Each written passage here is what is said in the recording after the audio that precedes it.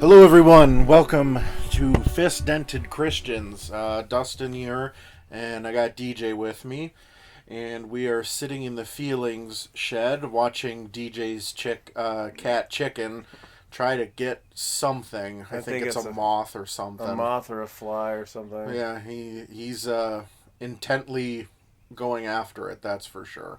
Because he's a cat. Yep, and that's what they do. Cats do that. Happy Father's Day. Yes, it is Father's Day today, so anybody who's listening to this, I hope you had a good Father's Day if you're a father.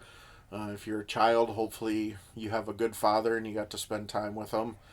So yeah, DJ and I were kind of talking beforehand, because we haven't done this in a few weeks now. Summer gets busy with stuff, especially in Minnesota. Mm-hmm. For those that don't know, we live in Minnesota, and that's like June, July, and August. It's like, get all your outdoor activities done. Get it in before it starts to get cold again. Yep. So, we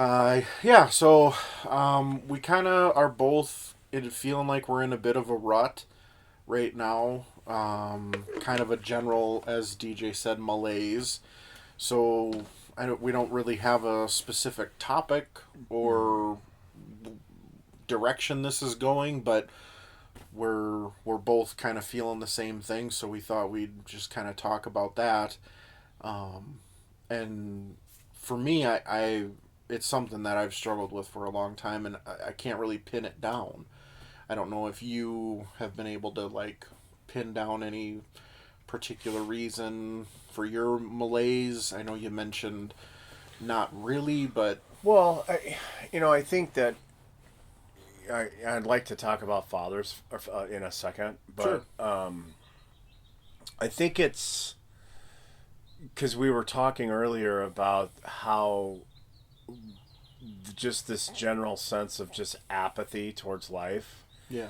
And because I work in mental health, I can confirm that we're not the only ones in the feeling shed right now. Like, sure. A lot of people are really feeling introverted and isolated and struggling, and it's everywhere. And providers or counselors, therapists are busy. They're booked out 3 to 4 weeks. And so, the need is great. I think there's a stigma with mental health that's slowly kind of eroding away, and allowing people to kind of recognize, like, hey, something's wrong. My relationship's broken, or I'm broken. Yeah. And so people are starting to reach out more. And so we're not alone. Whoever's listening, you're not alone. We were talking about, I kind of raised my voice to Dustin and said, well, what are you going to do about it? And, stop feeling so fucking sorry for yourself. Like, yeah, life sucks, but like you gotta change it. You're responsible for your own happiness. And then Dustin kind of responded that, well, that doesn't fucking work. That just makes me angry. And he talked a little bit about your dad, and you can maybe share more, but my dad was the same exact way. Sure. And and speaking of fathers and Father's Day is, I love my dad, but we didn't have the best relationship. Sure. He was a football coach, still lives in Colorado. But when he was home, he was gone a lot of the year because he was out recruiting for football players, right? Sure. For college. And so he was gone a lot. And so it was predominantly my stepmom was raising all three of us. But when my dad came home, it's kind of like that Minnesota summers. He felt like he had to like make up for lost time. Sure. And so a lot of what he did, and he's a football coach, so you can put 2 and 2 together. There's a lot of yelling and screaming and prodding and pushing and, do this and do that and work as hard and you got to get better. But it wasn't done in a way where it was necessarily very inspiring. Sure. It was actually kind of damaging. And, but you know what? I grew up to be just like him. And so in my marriage, when I was married, I was a father to 2 kids, or stepfather. And, I thought that was the way to go. Like, sure. Yell and scream is the way to do things. And, it's not. Because, and it's just sort of that we've talked about the generational dysfunction that you just kind of carry over. And so yelling and screaming doesn't necessarily work, but when you have children, let's just take children nowadays where they're spending 10, 12 hours a day on their phones or their tablets or their computers. Yeah. And then you try to engage them in something outside of the house, or, whether it be sports, athletics, or whether it's clubs or, hobbies. They don't want to do it. So then what do you do? Like, how do you motivate? We were talking about motivation. How do you motivate somebody that doesn't want to be motivated? Like, Right. and where does that come from? Is that fear-based? Is it just, what is it? And you and I have spent the last 45 minutes talking about the fact that we have no clue what it is. Like, Right. why is this not happening? It's not because I think my dad yelled at me. It's not because, I didn't have the best father situation relationship. Yeah. It's just something else. I don't know what it is. The motivation to just engage life more. Sure. And I know a lot of people are feeling that way right now. A lot of people are just doing, it's a good day if your average human being can get up, perform their basic functions as it relates to a job. Yeah. If you have kids, then you make sure your kids' needs, their basic needs are met. But then anything outside of that, in terms of self-investment, and we've talked about this, what are we doing to kind of get better? And maybe sometimes you just have to just rest in the idea that it's just a crappy time. Right. Like, we're just going through something right now. That's the noon bell. Oh. I think that life is kind of a series of frequencies, so peaks and valleys. You have an apex and you have a decline, and you live in, like, I feel like right now a lot of people, including us, we're living in the valleys. Right. But, it's that question. It's like, how do you motivate yourself when you don't feel motivated? Yeah. And we would welcome any insight on this.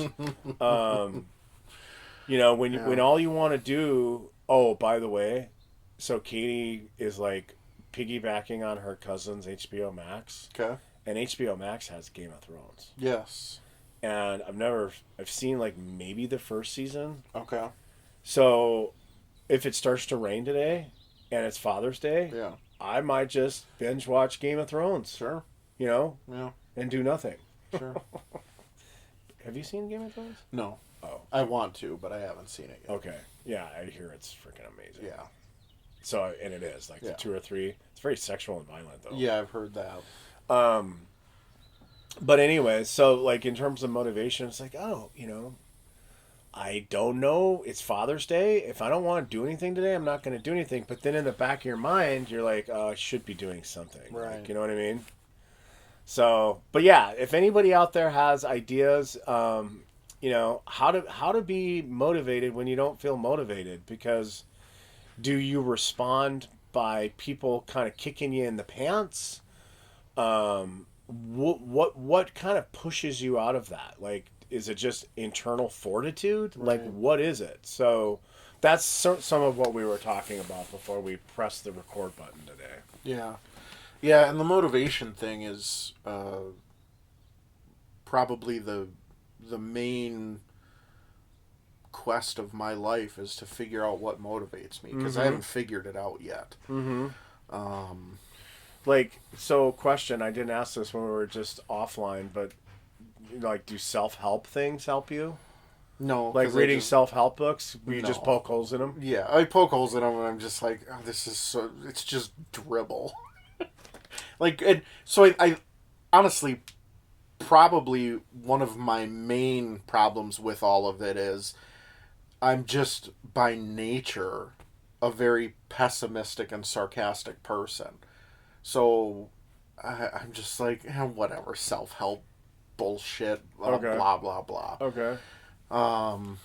So fist-ended Christians. So next question is like, going to the Lord. Does that motivate you? Does that help bring you any contentment or peace of mind? Sometimes, periodically, never. Very rarely. Okay. Yeah, I'm a Christian, but I certainly have my fair share of doubts and all that. So sometimes when I struggle with something for a really long time, like this motivation thing lately, right? Yeah, it's like, well, it seems like if God were real and loving, he would help me with this. But I've been struggling with it for so long that it either means that God isn't real or that he doesn't love me, and either way I'm screwed. What's the Christian cliche that just came to DJ's mind on that what you just said? I don't know. God helps those that help Oh themselves. yeah. Yep, and this is where we kind of came into a little bit of conflict. Like, dude, what are you going to do to change it? Right. Because you said earlier offline that you can only motivate internally. But if you're not feeling, if you don't even have the tools to motivate, and that's the only way that it works, right. Then, like, are you screwed? I think so. Because I keep waiting for like a divine spark. Like it seems like a lot of people, not everybody, have something, like some internal motivation for some reason, and it appears that I'm lacking that. And so I'm waiting for this divine spark of, that's it. That's what's going to motivate you. Whether it's helping others or a podcast or a specific type of job or something. And nothing has struck me yet. And do you realize that some people go through their whole life that way? Right. But they're looking hard, like right. You're looking. I can tell you 3 people off the top of my head that are going through the same thing and have been going through it for years. Right. Since they were kids. Right. And I'm concerned that's going to be me, and I'm just going to kind of aimlessly float through life waiting and searching for something and never find it. So, like, give me an example, like, and you may not be able to answer this, but I really like the divine spark. So, because I feel like a lot of people can relate to that. Yeah. So, like, give me an example of what that might be. Like, and I know you don't know what it is, but, like, is it, like... For me personally, for anybody. Just you. Like, So, oh my God, I freaking love engines. Oh my God, I'm going to get into engines. Sure. Like, you know what I mean? It's just like, oh my God, I'm going to... scuba diving, right? You know, or because we know helping people and connecting, that's definitely a passion. Because if it wasn't, we wouldn't do this podcast, right? But like something that's going to, do you mind if I say some more? Like just take over a little bit? Yeah. Okay.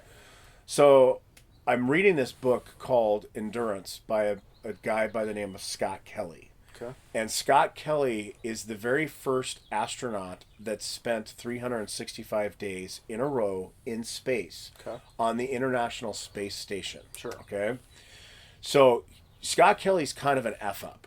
Okay. Or he was when he was young, like teenage years. Got terrible grades, kind of got into a lot of fights, was just unruly, didn't follow rules, kind of a rebel. Sure. And he knew that he wanted to do more, and he wanted to do, but he didn't know what it was. He's like, I know I was created to do something, like there's got to be more to life than this, kind of our conversation. Yeah. And he picked up a book that some of you all may have heard of. It's an old book. It's called The Right Stuff. Do you remember? And I think there's a movie called The Right Stuff. Okay. And it was a book about test pilots for jets. Okay. And this book changed his life to the degree that he realized that because he barely graduated high school, he didn't have the grades to get into college. And so he went to just kind of scooted in barely into a community college. Okay. And then he was there. And so then he had to learn how to like work hard, and he had to learn how to study. Sure. And he had to learn how to apply himself. But his divine spark was this book. Sure. And before you know it, he's in taking higher level classes in a college or university, and then he applies to a military place, and he's not let in. Yeah. So then he goes to the next level. So every time he tried to do something, he was turned away, but then he just went to the next like lowest common denominator option. Sure. And then he succeeded, and then he went, and then sooner or later, he became a naval commissioned officer. Okay. And he, by the grace of God and luck, he was able to get picked for flight school, Yeah. and he became a pilot. And then the pilot turned into astronaut, and then the astronaut turned into the very first guy who spent 365 days in space. Sure. So basically, he became a pioneer. Yeah. And so, back to your point of divine spark is, I think that the divine sparks have to come because he was unmotivated and listless. Yeah. But he kind of kept himself open. You know what I mean? And so I'm wondering, are you keeping yourself open? Because I know sometimes when I get unmotivated, that unmotivation ends up like putting me into this little tiny dense bubble, and nothing comes to me because all I'm doing is nothing. Sure. So I mean, is there a way that you might be able to kind of open the doors in your life a little bit to let things come in, and while you're feeling unmotivated, to like open up potential opportunities for divine spark? I don't know. I'm just thinking out loud. Yeah, I think. I mean, I certainly. I think I leave the doors open, but part of the problem is there's not too many doors open when all you do is sit in your room and watch television. You would be a great counselor. Like, you ever thought about becoming a freaking therapist? Oh my God. Yeah, the thought of school still is unsettling at best to me. Unsettling because I don't know if I can do it? Right. Oh, God, you're one of the smartest guys I know. Yeah, but again, it's that motivation thing. Like, in college, there's nobody there to push you. You either do it or you don't. And I tried college, community college, and I got kicked out because of bad grades. And I don't have any more motivation now than I did 18 years ago. So I don't think I would succeed because I wouldn't do the work. And that's just being honest. I know I wouldn't do the work. So that maybe isn't your divine spark. Right. So what we're looking for is that divine spark that like catalyzes you into action. Right. Yeah. This podcast does that. I mean, it's nothing big, and you're not getting paid for it, but it's an idea that you had that's real. Like, it's a thing now. Right.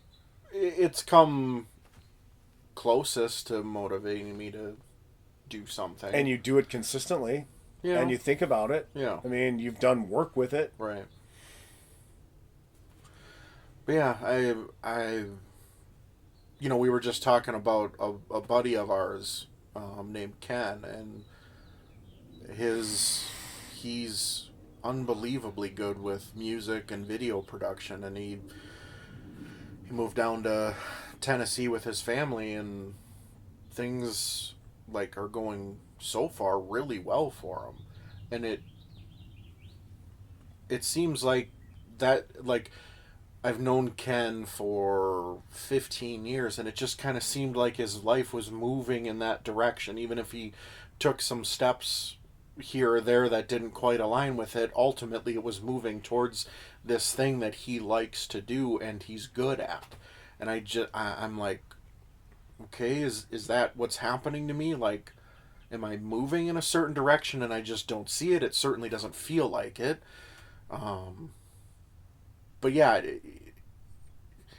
Ken is very good and is interested in that stuff, so he applies himself. Mm-hmm. And I have plenty of other friends that, even if they're not necessarily, like, I look at you, like, even if you don't love your job, you still go to it every day. You obviously do a good job at it. Yeah, I go to my jobs and I just kind of do an okay job because I'm not really that invested in it. What happened with your job? Do you want to let people know or no? Yeah, so I had, well, it's kind of a long story to catch up, but basically I've been bouncing between purchasing and warehouse work for the last few years, a handful of years. And the reason I bounce back and forth is I don't feel like I'm capable enough of doing purchasing, so then I go back to warehouse. But then I get bored in warehouse, so then I try purchasing, and then I go back and forth, back and forth. So I had this job, this temp job, and I ended up getting fired from it or let go because I wasn't doing a good enough job. And Yeah. I mean, I certainly wasn't doing a very good job, that's for sure. But then there's other things I can point to, like the job was about as mind-numbingly boring as I've ever had. And you So, did get a lot of structure. right, like it's hard for anybody to be that motivated when the job is that boring. And there's not a lot of structure. Right, and then yeah, I'd have a question, so I'd send my boss an email or a Skype message, and he wouldn't respond to me at all. So then I'm just like, well, they can't care that much if they're not answering my questions. So if they don't care, why the hell should I care? So it did just get to a point where, yeah, I'd just go in every day and I looked at the same spreadsheet. That's singular, not even spreadsheets, just the same spreadsheet, and I'd email suppliers, and that was it. And I was just like, this is fucking stupid. Like I was telling you earlier, you could have paid me $1 million, and I'd still be bored out of my mind. Yeah. I'd just be like, whatever. Like this is pointless. So Perhaps that's why it's a temp job. Right. Because the attrition is so high. Right. So yeah, so I got a new job that's not starting till July 12th. So I got some time off to figure out some things and try and get in a better headspace so that when I start this new job, I hopefully can have some success at it. But for now, Where is it? It's in Plymouth. Okay. So the western edge of the Twin Cities suburb area. But yeah, so in the meantime, I'll end up with about 6 weeks off, and it's Doesn't help. no, it's like The other Christian cliche, an idle mind is the devil's playground, right, Dustin. Yep. If only I could buy into those cliches. I know. There's two of them for you, Yep. free of charge. Thanks, I appreciate that. So, yeah, I right now it's just a lot of watching TV all day, being bored, trying to get motivated to go for a walk or tidy up my room or do something. But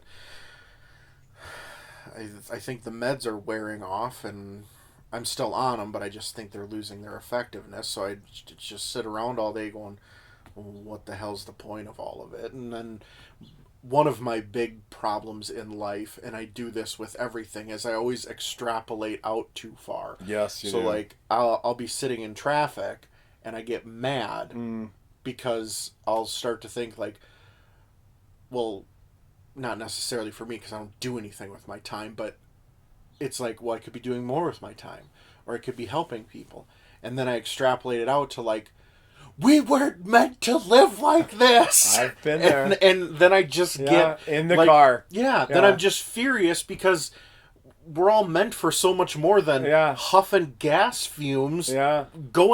We sit in traffic to go to someplace we hate. Steel cans. Yeah, and then we sit in traffic to go home from a place we hate. And we're just wasting time. And everybody's like looking around going, well, I guess this is life. It's like, well, it doesn't have to be. We can figure out, and then I see some jackass that we're all in traffic and the traffic's going and the person up ahead of this jackass is going 45 and the jackass is doing 20. It's like, well, how much less traffic would there be if everybody just paid attention and got up to speed and let people merge, and if we all worked as a team, this could get better. But and then you extrapolate that out, and you're like, well, we can't work as a team, and this is why our political system is all goofed up, and why Look society... at you, man. You went down the hole. Yeah, so that I end up in nihilism a bunch, where I'm just like, none of it matters, it's all pointless bullshit, I'm going to be dead in 30 years, whatever. And then I just shut down. Yeah, well, it is kind of pointless, though. I think our society is broken. Yeah. I think the statistic is like 70% of people do not like their work. That seems about right. So, everything you just said is kind of true. And not to say that that's all there is to life is you go to work and you hate it and then you die. But, right. But the reason why I say this is you're not the only person that I think from time to time feels that way. Yeah. And for you to feel this way kind of pretty much all the time we talked about this offline too, is okay, well, if the meds are wearing off, then I guess we're just going to have to kind of coast on fumes until we start this new job. And then you can go get a checkup and just figure, like, try some new meds. Something else. Try going back to therapy because I couldn't afford therapy for a while. But with this new job, I can. So, start that back up and see if that helps. But, yeah, I don't know. Yeah, no, I think that, no, it's good, and I'm glad that we're talking, and not necessarily have a running theme, but, we've been kind of doing our own thing for 3 weeks, and I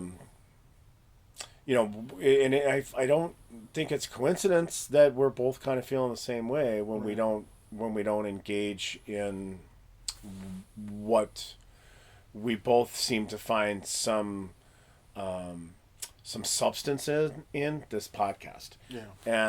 And again, I go through Monday through Friday, and even sometimes on the weekend, where I'm just sort of bombarded with people, whether it be organizational problems because people are in conflict, or whether it be individual problems where people are struggling. It's rampant. It's almost like epidemic. We had a COVID epidemic, and now we're sort of having a crisis of emotional. I think people are starting to wake up from kind of all this stuff that's been going on the last year, and they're finding out that they're not okay. Yeah. And, with suicides and with drug and alcohol, just a lot of it going on. So, Dustin, you're not alone. I'm not alone. Whoever's listening, you're not alone. Yeah. But I think inherently the best way that we can get through times like this is to just connect. And I told you, I don't, that's not my go-to I don't reach out when I'm feeling depressed. Sure.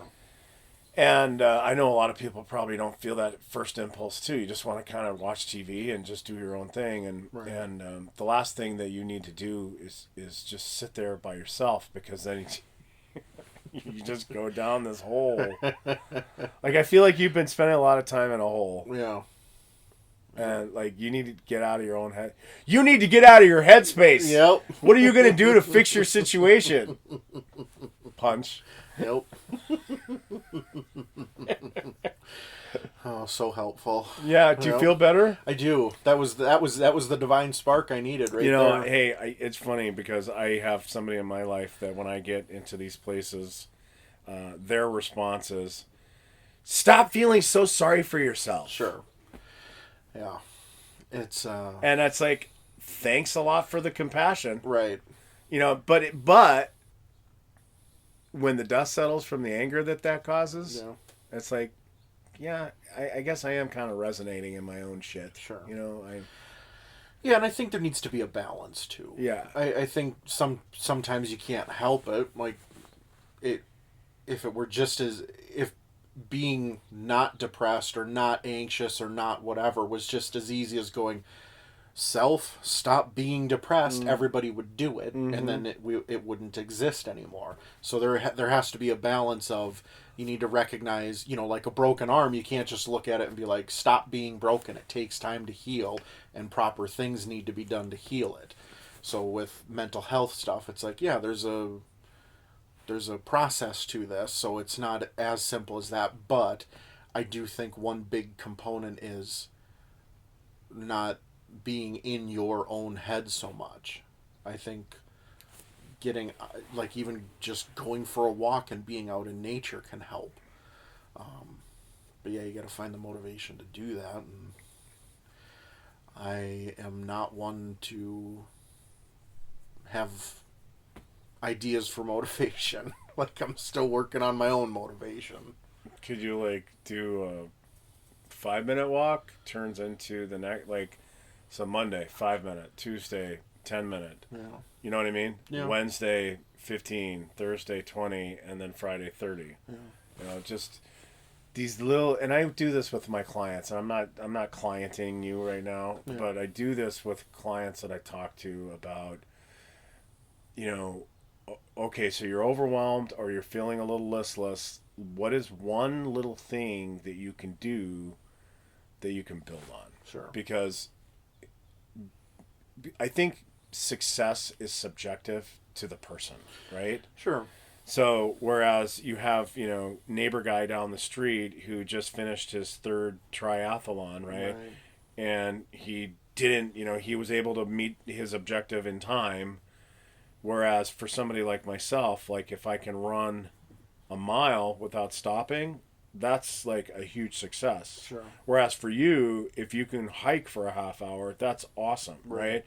But we all have to kind of find that spot, that focal point, and then make an objective and just start out small. So, when I'm clienting people, it's about these little victories, like little tiny things that you can do, because then they're like, oh, I did 5 minutes, or oh, I was able to do a half hour. So, and again, hopefully that, I mean, it sounds so elementary and simple, but it actually works. I mean, I think you start to feel good about the fact that you were able to do something, right? Yeah. And so I think that might be something for, and it doesn't have to be like walking or exercise. It could just be, I'm gonna be mindful this week of how many times I have negative thoughts about myself. Sure. Or how many times I have to throw the cat outside because it's getting on my nerves. Stupid cat, terrible cat. So last night, Alyssa and I went over to her mom's to do dinner. Yep. And we got home to pick up some things before we left. And so Alyssa comes out and she's, Yep. And she's like, oh, yeah, Chicken was playing with a brown paper bag. And I'm like, oh, that's weird and different. And then we get home like 3-4 hours later, and he wasn't playing with a bag. He got his neck stuck in one of the little straps. Oh. And so he was super distressed. Like he was like he tipped furniture over and stuff. Yep. Because he couldn't get his neck out of it. Yep. I'm like, he wasn't playing with a bag. He just got his neck stuck in there. Stupid cat. Mercury in retrograde, man. Yep. Apparently. It is. I'm telling you, all sorts of weird stuff. And it ends on Tuesday. Okay. So I want you to text me on Tuesday and tell me what a great day you're having. Sure. It's going to all be different. Oh, yeah. You're going to wake up. You're not going to wake up. You're going to leap out of bed with joy and enthusiasm. Sure. And you're going to go for a half-mile walk. Uh-huh. I almost believe you. Because Mercury in retrograde is over. Yep. I don't know if that's solstice. I don't know what solstice is. Sun sets at 9:03 tonight in Minnesota. Sure. That's a hell of a long day, man. Yeah, it is. Considering in January or even like November, it's like dark at 5. Yep. Is that crazy? Yeah. It's almost like, could you imagine living in Alaska? No. Where it's dark for 6 months or I don't know, what is it, 2 months? Yeah. But then it's light for 2 months as well. I could. Yeah, could you imagine going to bed at 10 o'clock at night and it's like bright out? Yep. Ugh. Yep. Nope. All right, everybody. Happy Father's Day. Yes, happy Father's Day. Always great listening to you. We're just going to keep plugging away, and we want you to keep plugging away. And if you feel to the point where you need help, then please reach out and seek some help, professional help, or maybe a hotline. But we care about you, and we care about each other, and we hope that you have a blessed rest of your week. Thanks. All right, everybody. Goodbye.